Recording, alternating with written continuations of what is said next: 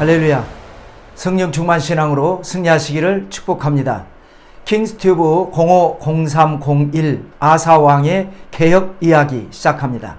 05는 5번째 챕터죠. 남왕국 유다 왕들의 이야기입니다. 03은 남왕국의 20명 왕들 중에서 3번째 임금 아사왕, 01은 그 아사왕의 3가지 이야기 중에서 첫 번째 개혁과 전쟁 이야기 050301 시작하겠습니다. 자, 첫째는 아사왕의 개혁입니다. 분열왕국 남유다의 초대 임금 르호보암은 17년, 그 아들 아비야는 3년을 치리했습니다. 그러므로 3대 아사는 왕국이 분열된 지 20년 만에 왕이 된 인물입니다.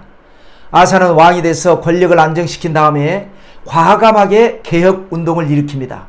중교부 솔로몬 말년부터 시작된 우상 숭배와 타락, 아마 이 기간은 3년일지 5년일지는 알 수 없습니다. 그리고 조부 르호보암, 아버지 아비야 3대에 걸친 우상 숭배를 아사는 과감하게 개혁을 합니다. 이는 남왕국의 최초 개혁 사건입니다. 자, 아사 왕의 개혁은 크게 2가지로 살펴볼 수 있는데요. 과거에 잘못한 것을 바로 잡는 신앙개혁입니다. 중요한 것은 구호가 아닙니다. 개혁자 스스로가 바로 서야죠. 아사가 그의 하나님 야훼 보시기에 선과 정의를 행하여, 야훼 보시기에 이 말은 뭐냐? 하나님을 기준으로 한다는 것입니다. 공정하고 올바르게. 역사상 많은 권력자들이 개혁이라고 하는 이름으로 반대파를 제거한 경우가 많았습니다. 그것은 하나님 보시기에 개혁이 아니라 자기 기준의 개혁이죠. 정치보복입니다. 그 다음 아사는 우상과 미신을 타파합니다. 이방 제단과 산당을 없애고 주상을 깨뜨리며 아세라상을 찍고, 솔로몬이 사랑했던 이방의 공주들, 그들은 친정 나라에서 온갖 우상과 잡신들을 들여와서 신성한 땅을 더럽혔었죠. 그 솔로몬의 뒤를 이어서 왕이 된 르호보암 왕, 그리고 또 그 뒤를 이은 아비야 왕, 그들은 묵인했고 방조했고 부추기기까지 했습니다. 그러나 아사는 그것을 과감하게 깨뜨려버리고 만 것입니다. 유다 사람에게 명하여 그 조상들이 하나님 야훼를 찾게 하며 그의 율법과 명령을 행하게 하고, 무엇보다도 이 부분이 중요합니다. 백성들로 하여금 하나님에 대한 올바른 신앙을 갖도록 가르친 것, 이것이 바로 계도입니다. 그 결과 어떤 일이 있었을까요? 야훼께서 아사에게 평안을 주셨으므로 그 땅이 평안하여 여러 해 싸움이 없은지라. 하나님은 하나님이 기뻐하시는 사람에게는 평강을 주십니다. 얼마 동안 평안했을까요? 그의 시대에 그의 땅이 10년 동안 평안하니라. 자, 이렇게 평안할 때에 10년 동안 아사 왕은 무엇을 했겠습니까? 두 번째로는 미래를 준비하는 두 번째 개혁, 안보 개혁입니다. 자, 개혁은 하나님이 기뻐하시지만 마귀는 싫어합니다. 하나님이 기뻐하시니까 좋은 일이 일어나지만 마귀가 싫어하기 때문에 문제도 일어납니다. 현명한 지도자 아사는 이를 미리 내다보고 개혁 이후에 위험 요소를 미리 방비하는 지혜로운 행했습니다. 아사가 일찍이 유다 사람에게 이르되, 우리가 이 성읍들을 건축하고 그 주위에 성곽과 망대와 문과 빗장을 만들자. 우리가 주를 찾았으므로 주께서 우리 사방에 평안을 주셨느니라 하고, 이에 그들이 성읍을 형통하게 건축하였더라. 자, 남왕국 유다는 지리적으로 여러 가지 위험 요소가 많습니다.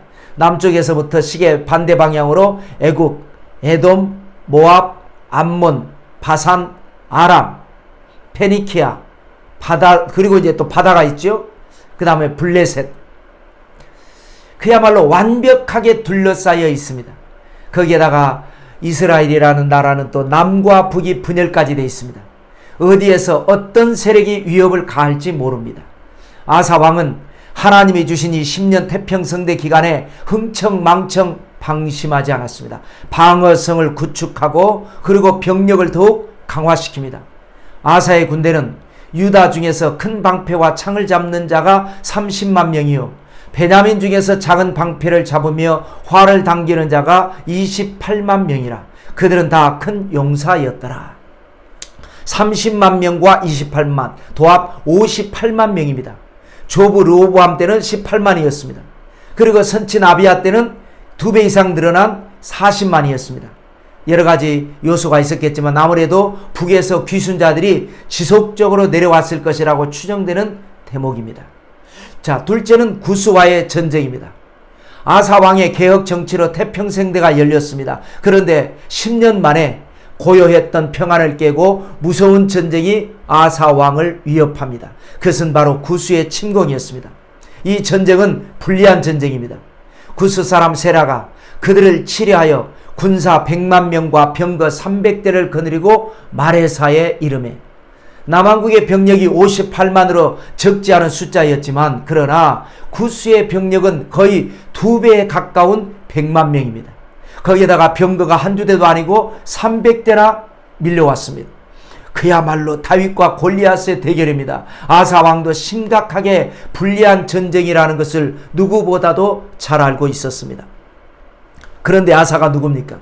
개혁 신앙을 가진 사람, 믿음의 사람입니다. 기도하는 사람입니다. 여러분, 세상에서 제일 무서운 사람이요, 기도하는 사람입니다. 왜냐하면 거기에 하나님이 계시기 때문에 그렇습니다. 자, 아사 왕의 기도가 시작됩니다. 아사가 그의 하나님 야훼께 부르짖어 이르되, 야훼여, 힘이 강한 자와 약한 자 사이에는 주밖에 도와줄 리가 없사오니 우리 하나님 야훼여, 우리를 도우소서. 우리가 주를 의지하오며 주의 이름을 의탁하옵고 이 많은 무리를 치러 왔나이다. 야훼여, 주는 우리 하나님이시오니 원하건대 사람이 주를 이기지 못하게 하옵소서. 그야말로 참 감동적인 기도입니다. 3가지 내용으로 요약해 볼 수 있는데요. 강한 자와 약한 자 사이에는 하나님밖에 도와줄 자 없습니다. 여러분, 세상은요, 근본적으로 구조적으로 불공평한 세상입니다. 한쪽은 약하고 한쪽은 강합니다. 그래서 세상은 하나님이 절대적으로 필요합니다. 하나님이 도와주시면 불공평이 공평으로, 아니 역불공평으로 바뀌어버립니다. 물을 포도주로 바꾸신 역사가 일어난 것처럼, 쓴 물을 달게 하셨던 것처럼 약한 자로 하여금 강한 자를 부끄럽게 하시는 하나님의 역사가 일어나는 거예요. 또 그 다음에 어떤 표현이 감동입니까? 우리가 주의 이름을 의탁하옵고 이 많은 무리를 치러 왔나이다. 적이 워낙 많으니까, 적이 강하니까, 너무 무서우니까 인간적으로는 포기하려고 했습니다. 그런데 주의 이름 때문에 왔습니다. 포기하지 않고 왔습니다. 극복하고 왔습니다. 굉장한 믿음입니다. 그 다음에 뭡니까? 주는 우리 하나님이시오니 사람이 주를 이기지 못하게 하옵소서. 우리가 지는 것은 사람이 하나님을 이기는 것 아니겠습니까? 이 기도에 하나님이 감동하셨습니다. 과거 솔로몬의 1000번제에 감동하신 하나님께서 전에도 없었고 후에도 없을 지혜를 주신 역사처럼 이 아사 왕의 기도에 감동하신 하나님께서 놀라운 기적을 행하시죠. 여러분, 기도는요, 때를 쓰는 것이 아닙니다. 하나님을 감동시키는 것입니다. 감동은 기적을 유발합니다. 기적의 승리가 있습니다. 야훼께서 구스 사람들을 아사와 유다 사람들 앞에서 치시니 구스 사람들이 도망하는지라. 58만 대 100만 대군의 싸움이 아닙니다. 58만 플러스 알파와 100만의 싸움입니다. 알파는 하나님이십니다. 하나님이 치시니까 100만 대군은 봄바람에 천지사방으로 떨어지는 꽃잎처럼 떨어져 버리고 말았습니다.